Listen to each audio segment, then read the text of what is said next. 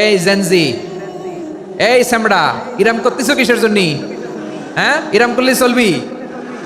হ্যাঁ, বস বস বস বস। আল্লাহ বললেন ওয়া হামালনাহুম ফিল বাররি ওয়াল বাহর, জলে স্থলে আমি চলাচলের যানবাহনের ব্যবস্থা করেছি। আমরা স্থলে ঘোড়ার উপরে চড়ি, উটের উপরে চড়ি, গাড়ির উপরে চড়ি। এই যে গাড়ির ইঞ্জিন বানাইছি আমরা, এটার মেধা দিয়েছে কে? আবার সাগরের মধ্যে আমরা নৌযান, জলযান, বড় বড় জাহাজ দিয়ে এক মহাদেশ থেকে আরেক মহাদেশ যাই, এক দেশ থেকে মালামালগুলো আরেক দেশে পাঠাই। সাগরের ভেতরে নৌকাগুলোরে ধরে রাখলো কে?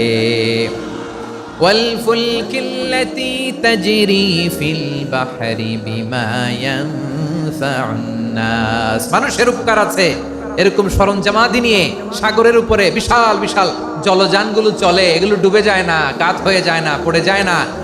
এগুলোকে স্থিতিস্থাপকতাকে ঠিক করে রাখলো কে?